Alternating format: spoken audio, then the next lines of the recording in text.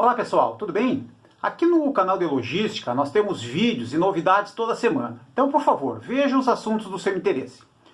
No vídeo de hoje, nós vamos falar sobre as regras trabalhistas, né, e os riscos trabalhistas, né, por a gente não entender ou não controlar, né, dentro de uma operação, dentro das nossas empresas, se a gente não conseguir controlar, entender, não é? E essas regras trabalhistas que são muito importantes. Então, na descrição do vídeo nós vamos deixar um link com outros vídeos aqui no canal que falam também sobre assuntos relativos, né, a pessoas e as operações na logística. E a gente vai estar dividindo esse vídeo aqui, pessoal, falando um pouquinho na introdução, né, o que é a CLT, o que são as regras trabalhistas. Depois vamos discutir aqui e vamos dar uma visão, né, das principais regras, aquelas que devem ser controladas prioritariamente. E depois, por fim, vamos falar dos riscos, né, que a falta de controle, né, a falta de planejamento nessa parte trabalhista ela pode acarretar, o risco que pode acarretar para as empresas. Ok? Pessoal, o trabalho no Brasil, né, ele é regido pela consolidação das leis trabalhistas, né, a famosa CLT. Essa legislação foi criada em 1943, né, a partir de um conjunto de regras que já existiam, né, e que visavam regular e proteger as atividades dos trabalhadores. Então a CLT ela se aplica principalmente para o trabalhador urbano, né, com vínculo de emprego, né, por isso que esse empregado ele é conhecido como seletista. Mesmo que o trabalhador não tenha vínculo formal de emprego, né, a questão da carteira de trabalho assinada, né, ele pode comprovar na justiça, né, que ele preenche os requisitos, né, para ser considerado um empregado e assim ter os direitos assegurados. Existem categorias de trabalhadores, como na agricultura, na pecuária, né, nos serviços públicos, nas autarquias, por exemplo, ou mesmo as domésticas e os autônomos, que eles não são regidos pela CLT, né, mas possuem uma legislação específica também garantindo esse emprego. Um dos grandes desafios das empresas, pessoal, das organizações, é garantir os direitos aos colaboradores, né, conforme está estabelecido na CLT. Muitas vezes esses direitos eles não estão claros, né, ou não são de conhecimento, por exemplo, de parte da empresa, né, principalmente da liderança e dos próprios colaboradores, e não há um controle sobre essas regras. Então, o objetivo desse vídeo é apresentar aqui as principais regras do dia a dia, não é? Falando do risco, falando do que deve ser feito, do que deve ser controlado, para que as empresas divulguem e controlem junto aos colaboradores e principalmente junto à área de RH, né, e à liderança, né, aquelas pessoas que estão na linha de frente da operação. Então, existe um conjunto de regras, pessoal, que são importantes dentro das atividades operacionais, não é, em qualquer empresa. Né, e elas devem ser observadas para preservar os colaboradores, né, e preservar a empresa, principalmente, evitando desgastes, evitando multas, né, e evitando riscos para o futuro. Né. Então, eu destaquei aqui, pessoal, 6 regras que a gente tem que controlar diariamente. Né? Então, por exemplo, o cumprimento da jornada de trabalho de 44 horas semanais. Não é? Uma outra regra, não é? Precisa ter no mínimo 1 hora de repouso, não é? Durante a jornada diária. Não é? No máximo, não é? A execução de 2 horas extras por dia, e tem que ser 2 horas, pessoal. Pode ser até 1h55, por exemplo, mas não pode ser 2h05. Não é? Eu boto tudo a perder, com risco de fiscalização, com risco de multa pesada. Então, uma quarta regra, né, eu preciso ter 11 horas entre uma jornada de trabalho e outra. Né, eu preciso ter, no máximo, 6 horas de trabalho sem interrupção. Eu posso ter até 6 horas de trabalho sem interrupção. E eu tenho que respeitar o repouso semanal remunerado. Ok? Pessoal, vamos falar um pouquinho de cada uma dessas regras, então.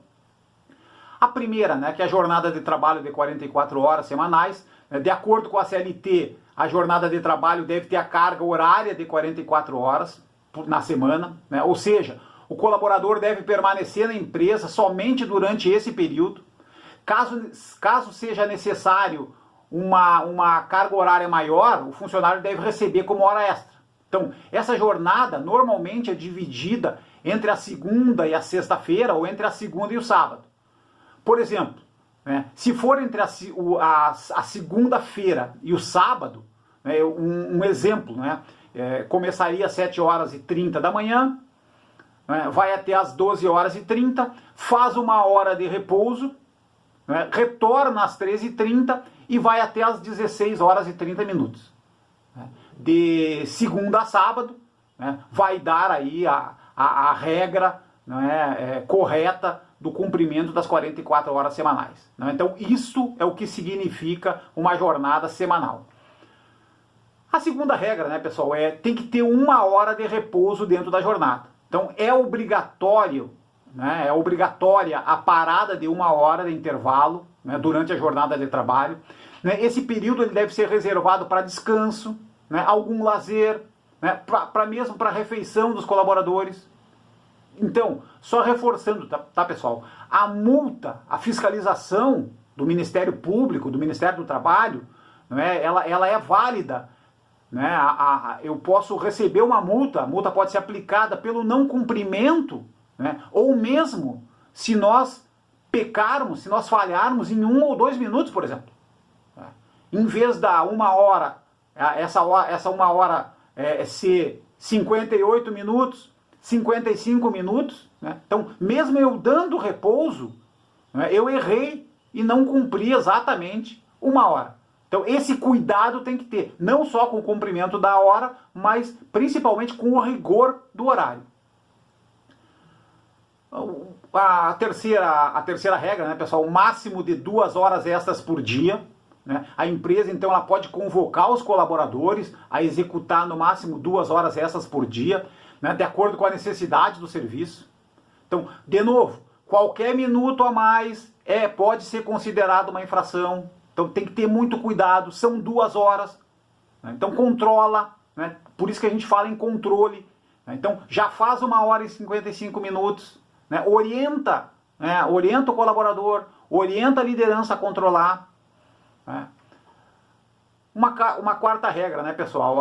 O intervalo entre jornadas, né, de um dia para o outro, né, o respeito das 11 horas entre jornadas. Então, a empresa deve se organizar para cumprir um intervalo de jornada, né, de 11 horas. Ou seja, né, se o trabalho no dia D, né, foi até as 20 horas, por exemplo, né, os colaboradores podem retornar no dia seguinte, no dia D mais 1, a partir das 7 horas da manhã, por exemplo. Né, porque aí completou as 11 horas entre a jornada do dia D e a jornada do dia D mais 1. Ok? A quinta regra, né, pessoal? O máximo de 6 horas de trabalho sem interrupção. Né, então eu posso, iniciando a minha jornada de trabalho, né, eu posso ficar até 6 horas. De novo, né, procurem na programação, no planejamento, não deixar para estourar nas 6 horas. Então programem aquela 1 hora de intervalo a partir das 5 horas seguidas, ou 5 horas e meia e tal, para evitar, não é, que ocorra risco de passar lá alguns minutos e a gente possivelmente ser penalizado. Então essa regra ela precisa ser bem controlada, pois muitas vezes, né, no calor do trabalho ela pode ser esquecida. Então o colaborador somente pode trabalhar 6 horas seguidas, desde a sua entrada ele necessita parar para fazer um intervalo de 1 hora. E a sexta e última, né, pessoal, é a questão do repouso semanal remunerado. Né, ele é direito de todo trabalhador, urbano ou rural, né, de acordo com a CLT. Então esse descanso ele deve ser de 24 horas consecutivas. Né, usualmente ele pode ocorrer nos domingos e nos feriados. Né. Alguns dissídios coletivos de algumas categorias, pessoal, eles permitem o trabalho nos domingos e em alguns feriados negociados, por exemplo. Mas é obrigatória uma folga durante a semana. Ok? E os riscos, tá, pessoal? Então, o não cumprimento rigoroso dessas regras, né, ele pode gerar um descontentamento, né, num primeiro momento um desgaste, uma desmotivação da própria liderança e dos colaboradores, né, porque sentem que a empresa não está controlando, né, que a empresa faz pouco caso para a legislação trabalhista. Num segundo momento, pessoal, né, fiscalização e multas, e são pesadas, as multas são caras, né, por parte do Ministério Público do Trabalho. Né? E um terceiro e grave risco, não é, vai criando, pessoal, um passivo trabalhista. Não é? Um risco trabalhista futuro. Né? Porque se eu não estou cumprindo hoje, né, possivelmente os colaboradores que forem desligados ou forem saindo da empresa, eles vão acionar a empresa por conta dessa questão. Então, nem todas as empresas fazem um planejamento, não é, no seu próprio resultado, no seu próprio demonstrativo de resultado, no seu próprio balanço, colocando esse risco.